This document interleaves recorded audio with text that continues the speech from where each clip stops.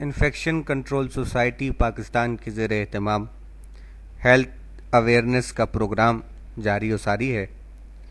اس education programme میں ہم مدد حاصل کر رہے ہیں پاکستان نیشنل فورم آن وومن ہیلتھ کے شائع کردہ ایک جریدے سے۔ ان کی یہ کوشش یقیناً قابل قدر ہے۔ اس جریدے میں خواتین کی صحت کے مسائل کے حوالے سے بات ہوئی ہے، جس میں بالخصوص زچگی کے مسائل کے حوالے سے کچھ باتیں آپ کی سماعتوں کی نظر کی جا چکی ہیں۔ آج اسی مسئلے کے حوالے سے ایک اور کہانی کی صورت میں مضمون آپ کی سماعتوں کی خدمت میں پیش کیا جا رہا ہے۔ یقیناً کوئی بات جب سنائی جائے تو وہ اپنا اثر زیادہ رکھتی ہے، لہٰذا اس مضمون میں بہت ساری باتیں اور اہم مسائل کو کہانی کی صورت میں پیش کیا گیا ہے۔ وہ کہانی ہم آپ کی خدمت میں پیش کر رہے ہیں، سماعت فرمائیے۔ اس کا عنوان تبدیلی کیسے آئے گی۔ دنیا بھر میں لاکھوں عورتیں حمل اور زچگی کے دوران مسائل کی وجہ سے غیر ضروری طور پر ہلاک ہو جاتی ہیں۔ ان میں سے بہت سی عورتوں کے ہلاک ہونے کی وجہ یہ ہوتی ہے کہ وہ اور ان کے گھر والے کسی ہنگامی صورتحال میں مدد کے لیے بہت زیادہ انتظار کرتے ہیں۔ یہاں عورتوں کے ایک گروپ کی کہانی پیش کی جا رہی ہے۔ ان عورتوں نے اپنے چند مسائل کو سمجھنے اور انہیں حل کرنے کے لیے اپنی بستی میں کام کیا۔ وہ کہانی کیا ہے؟ بہت دلچسپ، سماعت فرمائیے۔ پچھلی برسات کے موسم میں میری دوست نوری حاملہ تھی۔ جب اس کی زچگی کا وقت قریب ہوا تو اس کا شوہر کسی دورے پر دور کسی جگہ گیا ہوا تھا۔ بستی میں کئی سمجھدار عورتیں اس کی مدد کے لیے موجود تھیں، مگر زچگی کا درد بہت دیر تک ہوتا رہا اور نوری کو خون آنا شروع ہو گیا۔ میں نے کہا کہ ہمیں نوری کو صحت مرکز لے جانے کی ضرورت ہے۔ کوئی بھی یہ فیصلہ نہ کر سکی کہ کیا کرنا چاہیے۔ نوری کا شوہر گیا ہوا تھا اور وہی کوئی فیصلہ کر سکتا تھا۔ جلد ہی ہمیں احساس ہو گیا کہ نوری اور اس کا بچہ بچ نہیں سکیں گے۔ وہ دونوں ہماری نظروں کے سامنے فوت ہو گئے۔ یہ حادثہ میرے لیے سخت تکلیف دہ تھا۔ نوری میری سہیلی تھی اور ہم اس کی مدد نہ کر سکے۔ میں نے گاؤں میں دوسری عورتوں سے بات چیت شروع کر دی۔ ہمیں اس مسئلے کو حل کرنے کے لیے کچھ کرنا تھا۔ نوری بچے کو جنم دیتے ہوئے مر جانے والی پہلی عورت نہ تھی۔ کئی دوسری عورتیں زچگی کے دوران فوت ہو چکی تھیں۔ کچھ عورتیں کہنے لگیں کہ ہمارے چھوٹے سے گاؤں میں ایسا ہی ہوتا ہے اور ہمیں اس کو قبول کر لینا چاہیے، لیکن ہم نے کہا نہیں، ہم اس مسئلے کو حل کرنے کے لیے کچھ نہ کچھ کر سکتی ہیں۔ ہم نے فیصلہ کیا کہ ایک اجتماع یعنی میٹنگ بلائی جائے تاکہ عورتوں کی زچگی کے مسائل اور زچگی کے دوران ماؤں اور بچوں کے ہلاک ہونے کے بارے میں ہم زیادہ معلومات حاصل کر سکیں۔ اس اجتماع میں ہم نے فیصلہ کیا کہ ہم مختلف گھرانوں میں اس مسئلے پر بات کریں گی۔ ہمارے گروپ میں 6 عورتیں ایسے گھرانوں میں جانے پر راضی ہو گئیں جہاں پچھلے 2 برسوں کے دوران کوئی عورت زچگی میں مشکلات کی وجہ سے فوت ہوئی ہو یا جہاں کوئی عورت ابھی زچگی کی مشکلات سے صحت یاب ہو رہی ہو۔ ہمیں کئی اہم باتیں معلوم ہوئیں۔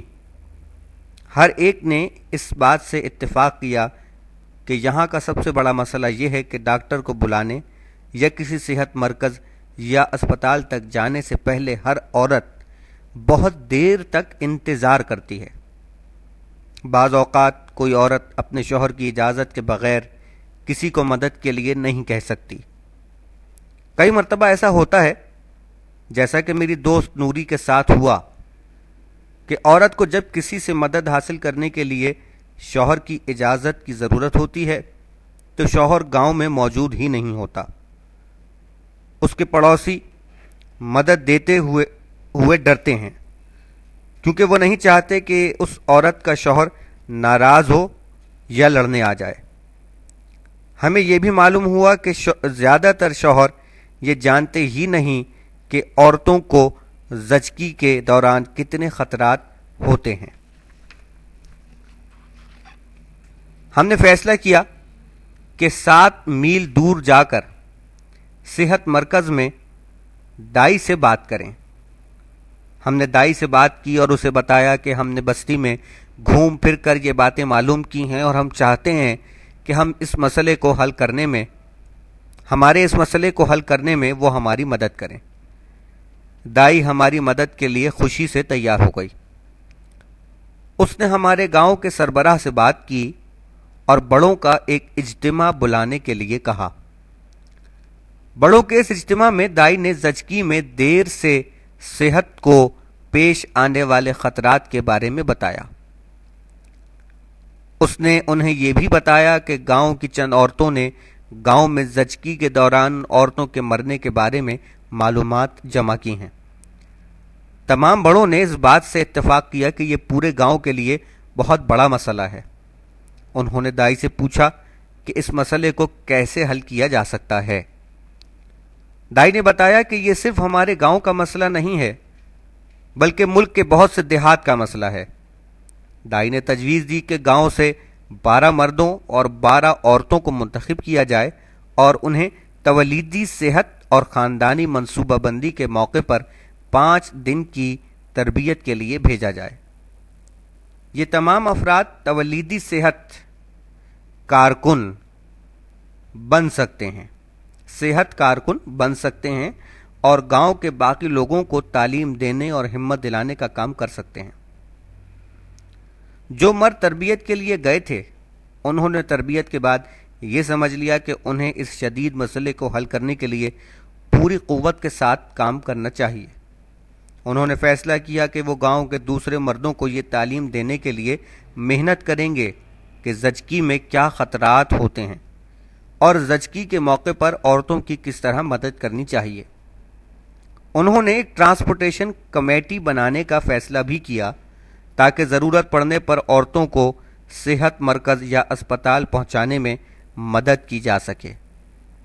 हम सब ने अपने गांव में सेहत के इस मसले को हल करने के लिए सख्त मेहनत की।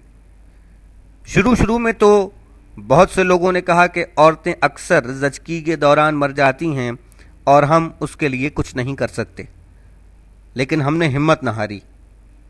गांव की औरतों, दाई, बड़ों और मर्दों के साथ मिलकर काम करते हुए आखिर हमने मसले का एक हल तलाश कर ही लिया, जिसके मुताबिक अब गांव में अमल हो रहा है और हमारे मसले का हल ज़्यादा रकम या कोई नई टेक्निक न थी।